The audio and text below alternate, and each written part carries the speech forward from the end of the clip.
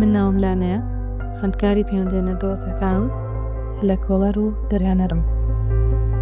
ئەزمموی زۆر لە 5 ساڵم هەیە لە بواری دیجیتال میدیای هونەری و ڕێکلام. لە ئێستادا کار لەسەر تاوەکردن و بڵاوکردنەوەی دۆکیومنتاریەکەکەم کە لە کۆڵینەوە لەسەر کردبوو دەربارەی زیندووکردنەوەی موزیکی نەریتی ئێزدیەکان.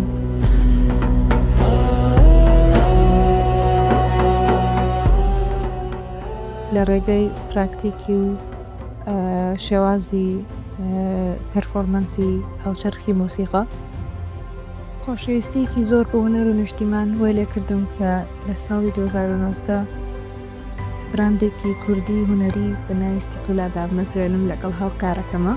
ستیکولا براندێکی خۆماڵیە، ئێمە کار لەسەر هونەر ئەکەین، دیزایانی هاوچەرخ و خزمەتگوزاری چاپی تایبەت بەردەستەخین بۆ کرارەکانمان. بەرهەمەکانمان بێجگە لە ستیکەر خۆی دەبینێتەوە لە بەرهەمی زۆر جیاوازی وەک پۆستکارد، کۆڵیەخە، کەوتباگ و تەنانەت دروستکردنی پرنتی جیاواز بە شێوازی هونەری بە خواستی تایبەت.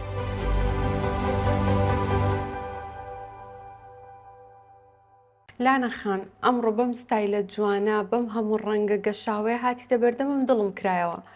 ئینەرژێکی زۆر جوانت پێدام. ئەمەیە بۆ پرسیارە دەست پێ بکەم تۆ ڕۆڵی هونەر بەگشتی لە پاراستنی یادەوەری و مێژووی گەلەکاندا چۆن دەبینی؟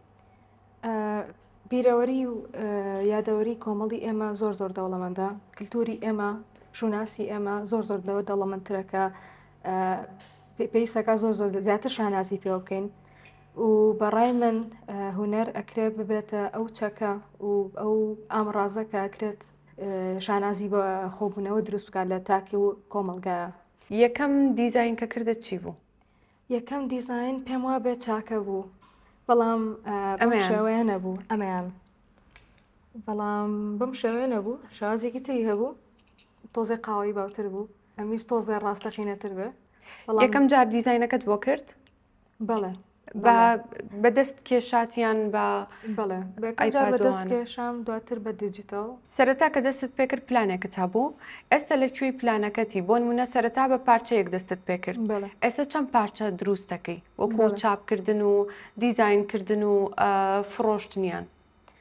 لە ئێستاە پارچەمان زۆرە، ئایتمەکانمان زۆرن، لە ستیکەرە نەماوین، بەوە دەستمان پێکرد. ڕاستە بەوەش ناوبانکێکی زۆرمان هەیە، بەڵام لەوەیان نەماوینەتەوە. ئێمە ئایتمی وەکو گوڵیە خەمان هەیە و بە ستایلی جیاواز کە دواتر بڵاوێکینەوە ئەرزێکین بۆ ناو بازار و ئێمە زیاتر بەوە ناسراوین کە دیزاینی تایبەت بە خواست دروست دەکەین.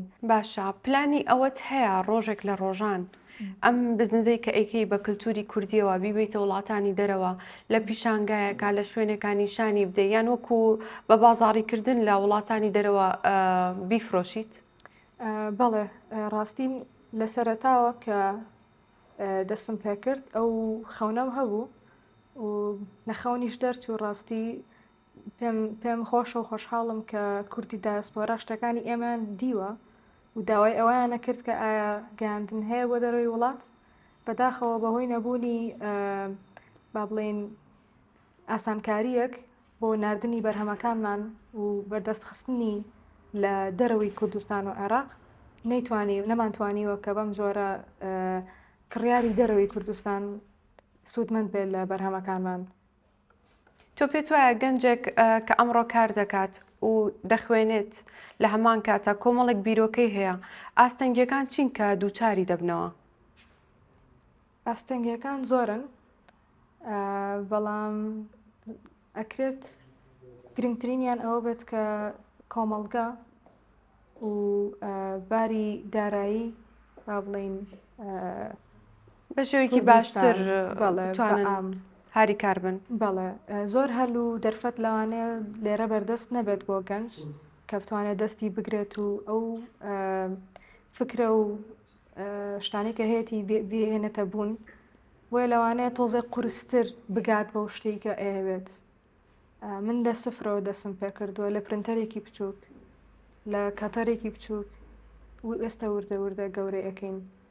بەڕای من ئەوە ینی ئاڵنگارەیەکی گەورە ئەوەیە کە تەنها کاتێکی زۆرتر دەوێت، مەحاڵ نییە بەس پێت ئەچێت. ئەم دیزاینە زۆر سەرنجیمنی ڕاکێشە. ئەمە چۆن کێشاوتە و ئاماژە بە چێکە؟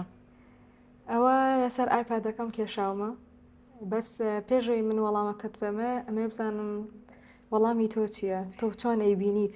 بەڕای من ئەمە شتێکی زۆر پیرۆزە بە بۆچوونی من مناڵدان و هێلکەدانی ئافرەتە کە جێگای گەورەبوونی هەموو مناڵێکە هەموو ئەوانەی کە ئێستا هەین. بەڵام دیزاینەکەی جیاوازە. هەستەکەی چ هەستێکی ترتیان چ هێمایەکی تر پێتە؟ هەستەکەم شاماران خۆەتی شامارە ئەو داستانە کوردی کە هەیە. بەڵێ پێم خۆشە کە ئەوە تیابینی زۆر کەس هەیە کە پێڵم شاماران نەیبیستۆڵێت شاماران چییە؟ ئێمە زۆر دەوڵەمەندین کە فۆلکلۆر و داستانی کوردی زۆر دەوڵەمەندە زۆر خۆشحاڵم کە ناسیتەوە.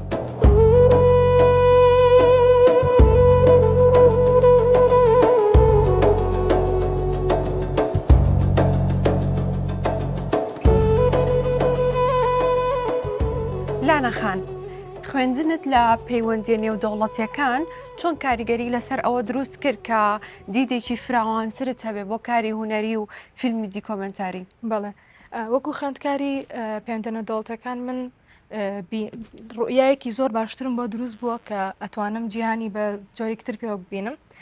تێگەیشتم کە هوەر و کللتور تەنها بۆ جوانی و چێژبەخشین نییە، ئەکرێت بێت بە سۆفت پاوەر کە ئەتوانین دەنگی گەلەکەمان بۆ جۆرە بگەیانین لە ڕێگەی هوەر و کللتورەوە. کارکردن لەسەر بابەتی ئێزیدیەکان وەکو یەکەم فیلمی دیکۆمنتاریت کە میوزیکی نەریتی ئێزیدیت هەڵبژار بە ئەوی بیکەی بە بابەتی دیکۆمنتارێکت ئەمە چۆن بوو؟ لە ڕاستیە ئەم بابەتە بەهۆی تۆژینەوەیەکی قوڵەوە لە ڕێی زانکۆوە کەوتمە ناوی و ئەم بابەتم هەڵبژار لەبەرەوەی حەزێکی زۆرم هەیە بۆ مۆسیقا و پێم وایە کە ئێمە کللتوری کوردی ئێمە و ئێزیدیەکان زۆر دەوڵەمەندە چونکە ئەوان شێوازی میتۆدی سەرزارەکی بەکارهێنن. منیش هەمان میتۆدی گێڕانەوەی مێژووی زارەکیم بەکارهێناوە لە کۆڵینەوەکەمە.